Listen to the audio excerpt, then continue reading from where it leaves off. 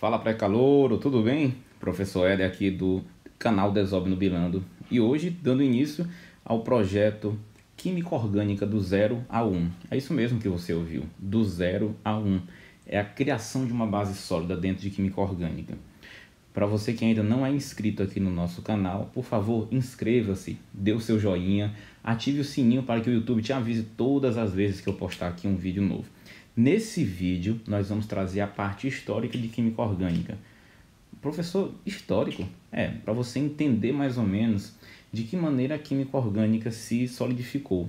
Mas calma, não fique chateado, muito menos obnubilado. É muito massa, bem? Vamos em frente que atrás de vocês vem gente. Aqui é o professor Éder, contratado do saber. Vamos lá? Pronto. Química Orgânica do 0 ao 1. Introdução à Química Orgânica, ou seja, um pouquinho de histórico. Eu tive o prazer de elaborar um material muito gostoso aqui para vocês. E a gente vai seguir bem bacaninha. E o que for de muita importância, eu quero aqui chamar a atenção com vocês. Beleza? Vamos lá. Introdução à Química Orgânica. Histórico. Bem, antes de mais nada, eu quero pedir a você que não se preocupe com questão de data. Muito menos não se preocupe com questão de nome de pessoas que porventura aqui eu citarei. Eu quero que você entenda de que maneira ela foi criada, no caso a Química Orgânica. Em 1777, um pesquisador chamado Bergman, ele teve uma curiosidade muito imensa de que naquela época estudava-se muitos compostos e alguns compostos eram de origem de organismos vivos e alguns compostos eram de origem não de organismos vivos. Com essa preocupação em mente de termos grande variedade de compostos, Bergman chegou à seguinte situação e disse: espera aí, vamos dividir a química em dois ramos. Vamos dividir a química nos compostos que são de origem animal ou de origem de ser vivo, não só de origem animal, mas de origem dos seres vivos, dos seus organismos, e aquelas substâncias que não são de origem de organismos vivos. A essas substâncias provenientes de organismos vivos, ele as chamou de substâncias orgânicas. As substâncias que não eram de origem de organismo vivo, ele chamou de substâncias da química inorgânica. Então, historicamente falando, Bergman teve uma contribuição muito imensa porque foi a pessoa que deu um início no divisor de águas da química. Dividiu a química em química orgânica, estudava os compostos de origem dos seres vivos, e a química inorgânica do chamado reino inanimado. Tudo bem? Anos mais tarde, em 1792, um rapazinho chamado Antoine Lavoisier, na França, através de alguns experimentos, que era uma coisa que ele fazia muito, que é considerado um dos pais do laboratório químico, ele verificou experimentalmente que o elemento químico carbono ele estava presente em todo o composto orgânico. E composto orgânico entendia-se que todos os compostos produzidos pelos seres vivos, que tinham nos seres vivos, nos seus organismos. Então, Lavoisier, historicamente, comprovou aquilo que hoje a gente já sabe que realmente é fato. Todo composto orgânico tem o elemento químico carbono. Em 1807, um rapaz chamado Berzelius seguiu a historicidade em busca de novos compostos orgânicos e conseguiu fazer a seguinte declaração: os compostos de orgânico só são produzidos pelos seres vivos. Caso nós quiséssemos fabricá-los em laboratório, isso era impossível, porque, segundo Berzelius, os seres vivos tinham algo essencial para a criação desses compostos orgânicos. Esse algo essencial foi chamado de força vital. Então, a teoria da força vital, elaborada por Berzelius, nada mais é do que uma teoria que afirma que somente os seres vivos seriam capazes de produzir os compostos orgânicos. Eu peço licença e quero aqui acrescentar a você de que eu poderia refazer essa frase do seguinte modo. Somente os seres vivos poderiam produzir compostos orgânicos e seria impossível produzi-los in vitro. Você não ouviu errado, eu não disse vidro, eu disse vitro. Mas visto que você talvez tenha entendido vidro, lembre que vidro tem a ver com laboratório. Então eu estou dizendo, em outras palavras, que Berzelius afirmava que produzir compostos orgânicos em laboratório era extremamente impossível. Então, para ele, somente um ser vivo tinha uma força vital à produção de um composto orgânico. Então, essa força vital perdurou por vários anos, mesmo tendo alguns cientistas sempre tentando produzir compostos orgânicos em laboratório. Porém, em 1828, o pai da química orgânica, chamado Friedrich Höhler, ou Höhler, tanto faz, a prova não vai ser oral, ele pôs fim ao que nós chamamos de teoria da força vital. Como assim, professor? Ele pegou a seguinte situação. Ele pegou essa substânciazinha aqui, ó, cianato de amônio. Ele pegou cianato de amônio, aqueceu, aqui dá uma representaçãozinha de calor, aqueceu esse cianato de amônio e o transformou nessa substância orgânica aqui chamada de ureia. Nós sabemos que a ureia ela está presente no nosso dia a dia, principalmente na urina, por exemplo. Então, historicamente, Höhler consegue sintetizar em laboratório, e aqui agora eu vou destacar uma palavrazinha-chave para você. Opa, só um instantinho. Uma palavra-chave para você, ou seja, ele consegue fazer a síntese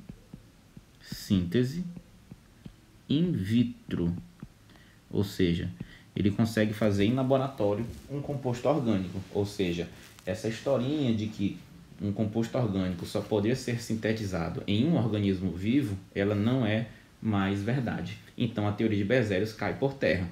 Eu quero aqui chamar a atenção também de algo muito interessante. Perceba que esse composto aqui, ó, cianato de amônio e a substância ureia presente na urina dos seres vivos, esses dois compostos eles têm a mesma fórmula molecular, tem o mesmo número de carbonos, tem o mesmo número de oxigênios, tem o mesmo número de hidrogênios e tem o mesmo número de nitrogênios. A diferença é que um é do reino inorgânico e o outro é do reino orgânico. Eu quero também chamar a atenção a seguinte coisa. Esse aquecimento na química nós o representamos por um triângulo, ou seja, um calorzinho, uma calcinação. E eu quero chamar a atenção, ó, de que a referida reação pode ser descrita como sendo uma isomerização. Isomerização, professor? Porque esse cianato de amônio e a ureia, eles são isômeros.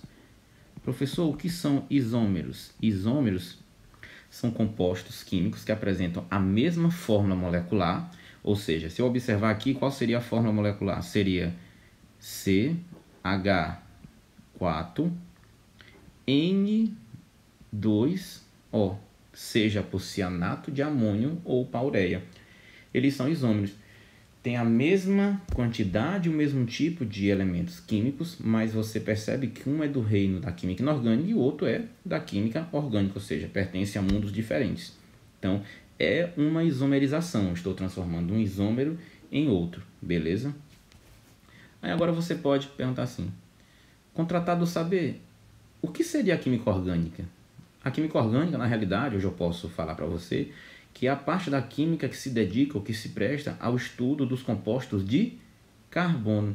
Lembra que eu falei aqui para você, ó, que esse rapaz aqui, chamado de Lavoisier, ele comprovou experimentalmente que os compostos orgânicos tinham um elemento químico que, ó, carbono. E hoje é verdade isso, já observado por ele, de que todos os compostos orgânicos têm carbono, mas nem todo composto que tem carbono necessariamente é orgânico.